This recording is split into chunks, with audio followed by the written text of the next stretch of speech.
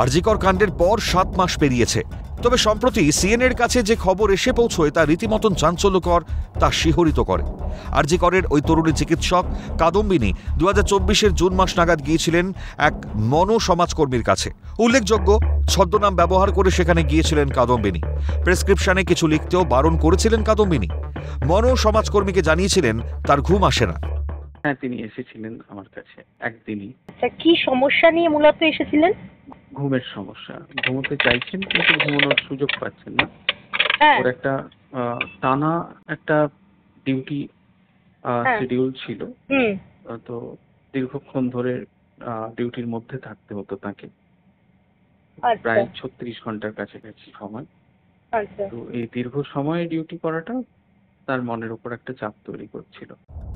দীর্ঘ সময় ডিউটি করা তার জন্য মানসিক চাপের হয়ে পড়ছিল। ঘুমোতে পারতেন না কাদম্বিনী। মনোসমাজকর্মী মোহিত বাবু কাদম্বিনীকে জিজ্ঞাসা করেছিলেন, এই টানা 36 ঘন্টার ডিউটি কি সবাইকে দেওয়া হয়? উত্তরে তিনি জানিয়েছিলেন, না, তাদের কয়েকজনকে এই ডিউটি দেওয়া হয়। হ্যাঁ, বলুন। কিন্তু উনি যেটা বলেছিলেন যে ওর কষ্ট হচ্ছে, চাপ পড়ছে। জিজ্ঞেস করেছিলাম তখন যে মানে এই ডিউটি শিডিউল কি সবার জন্যই প্রযোজ্য? উনি বলেছিলেন যে না, আমাদের কয়েকজনকে এটার মধ্যে দিয়ে যেতে হয়। কিন্তু কেন? কারণ হিসেবে কাদম্বিনী মোহিত বাবুকে যা বলেছিলেন তা শুনলে চমকে উঠতে হয়। এটার কারণ জানতে চায়। উনি বলেছিলেন যে আমরা অনেক সময়তে অনেক কিছু খারাপ লাগলে বলে ফেলি, সেগুলো নিয়ে কর্তৃপক্ষ অনেক ক্ষেত্রে চাপিয়ে দেয় এটা। মোহিত বাবুর মনে প্রশ্ন জেগেছিল, এই সমস্যার কথা কি কাদম্বিনী তার সুপারিনটেন্ডেন্টকে জানিয়েছেন? তখন প্রিন্সিপালের কথা তুলেছিলেন কাদম্বিনী। বলেছিলেন প্রিন্সিপালও এই অনিয়মের অংশ। সম্পর্কে, ব্যক্তিবিশেষ সম্পর্কে কোনো অভিযোগ ঠিক নয়। যেটা হয়েছিল যে আমি বলেছিলাম যে এই যে আপনার অসুবিধা হচ্ছে, এটা আপনি আপনার সুপারিনটেন্ডেন্টকে জানিয়েছেন? তাতে উনি বলেছিলেন যে না, আমাদের সুপারিনটেন্ডেন্ট হয় না, আমাদের ওনাকে জানিয়ে লাভ নেই, উনিও এই নানান রকম অনিয়মের। প্রসঙ্গত, ওই মনোসমাজকর্মীকে কিচ্ছুটি লিখতে বারণ করেছিলেন কাদম্বিনী। বলেছিলেন, আমি মুখে যা বলছি আপনি তা শুনবেন, কিন্তু দয়া করে কিছু লিখবেন না। সিএনএর কাছে কাদম্বিনী কাণ্ডে এই তথ্য সামনে আসার পর প্রশ্ন জাগছে অনেকগুলি।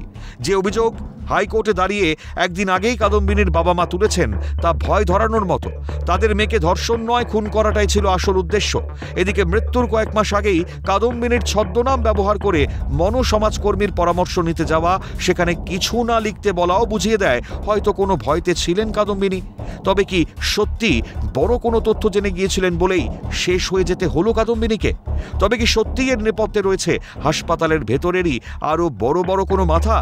ক্রাইম সিন বা গোটা অপরাধের বিষয় কি সবটা জানেন তৎকালীন অধ্যক্ষ সন্দীপ ঘোষ?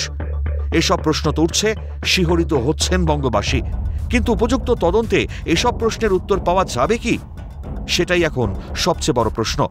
রেশমি দাসের রিপোর্ট, ক্যালকাটা নিউজ।